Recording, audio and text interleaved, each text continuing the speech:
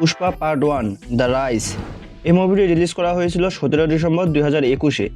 এখন যখন অলমোস্ট প্রায় 3 বছর পর এই মুভির সেকেন্ড পার্ট আসতেছে, পুষ্পা দ্য রুল, সেজন্য ভাবলাম যে এর ফার্স্ট পার্টটা একটু রিভিশন করে নেওয়া যাক। তো পুষ্পা ফার্স্ট পার্টের বাজেট ছিল প্রায় 400 কোটি রুপি, আর যেটার গ্লোবাল বক্স অফিস কালেকশন 1000 কোটি।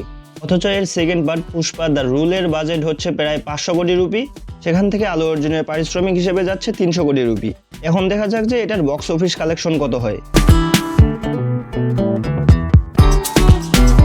Pushpa part 1 the rise. এই মুভির স্টোরি সম্পর্কে তো ইতিমধ্যে সবাই জেনে গেছেন। একজন গরিব ঘরের দিনমজুর ছেলের স্মাগলার থেকে গ্যাংস্টার হওয়ার কাহিনী। পুলিশের চোখকে বারবার ফাঁকি দিয়ে স্মাগলিংয়ের বাপ হয়ে যায় পুষ্পা।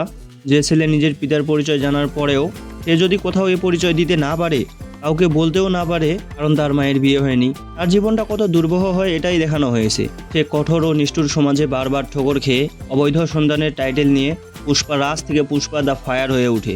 এছাড়া আন্ডারওয়ার্ল্ড কন্ট্রোল করে কিভাবে সেটাই দেখানো হয়েছে এই মুভিতে। এই মুভিটা আলু অর্জুনের বেস্ট মুভি ধরলে হয়তো খুব একটা ভুল হবে না। এমন একটা ব্যতিক্রমধর্মী ক্যারেক্টার কত সুন্দরভাবেই না প্লে করা যায়। বিগত 20 বছরের অভিনয় ক্যারিয়ারে এমন চরিত্রে কখনোই দেখা যায়নি আলু অর্জুনকে, যার কারণে স্টাইলিশ স্টার থেকে আইকনিক স্টার টাইটেলটা নিজের করে নিয়েছেন। তবে এখানে রাশমিকাকে আমার ততটাও ভালো লাগেনি, যদিও এখানে তাকে মেকআপ করে শ্যামলা বর্ণের করে দেওয়া হয়েছে। তবে আমার মনে হয় যে তার ন্যাচারাল লুকটাই বেশি ভালো ছিল। হয়তো মুভির কালার টোনের জন্য এমনটা করা হতে পারে। যখন কেউ পুষ্পার সাথে পেরে উঠতেছিল না, তখন তাকে থামানোর জন্য নিয়ে আসা হয় ফাহাদ ফাজিলের ক্যারেক্টারটার, যে এখানে টাকলু পুলিশওয়ালা রোলটা প্লে করতেছে। মালায়ালাম ইন্ডাস্ট্রির এই অ্যাক্টর আরো অনেক ইন্ডাস্ট্রিতে কাজ করে থাকলেও পুষ্পা ছিল তেলেগু ইন্ডাস্ট্রিতে তার প্রথম কাজ। পুষ্পা পার্ট 1 শেষ হওয়ার পরেও এক্সট্রা 20 মিনিট বেশি টাইম নেওয়া হয় টাকলুর ক্যারেক্টারটা বিল্ড আপের জন্য, যেটা আপনার সেকেন্ড পার্ট দেখার আগ্রহ বাড়িয়ে দিবে। ফাহাদ ফাজিলের অ্যাক্টিং স্কিল সম্পর্কে আমরা সবাই খুব ভালো মতো জানি।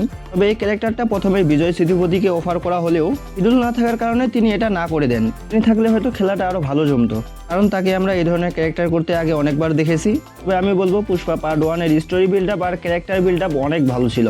মুভির ক্যামেরা অ্যাঙ্গেল, অ্যাকশন সিনগুলোতে বেশি কাট করা হয়নি। আমি এখানে একটার পর একটা ছোট ছোট ক্লিপ ব্যবহার করার কথা বলেছি। অ্যাকশন সিনে বারবার কাট নেওয়া হলে সেটা আমার তো দেখতে ভালো লাগে না, যেটা একটা ভালো বিষয় ছিল বলে আমার মনে হয় এই মুভির। এর ব্যাকগ্রাউন্ড মিউজিকগুলো ছিল অসাধারণ, আর গানগুলো তো আপনারা অলরেডি শুনেছেনই। তবে আমার কাছে হিন্দি ভার্সনের থেকে তেলেগু ভার্সনের গানগুলো বেশি ভালো লেগেছে। এখন পর্যন্ত এই মুভির IMDb রেটিং 7.6 আউট অফ 10। মুভিটা দেখে থাকলে আপনার কাছে কেমন লেগেছে কমেন্টে জানাতে পারেন। ভিডিও ভালো লাগলে সাবস্ক্রাইব করতে ভুলবেন না। এছাড়া জয়েন হতে পারেন ইনস্টাগ্রাম, টুইটারে, ডিসক্রিপশনে সবগুলো লিঙ্ক দেওয়া আছে। This is Rifat Sarkar and you are Assam.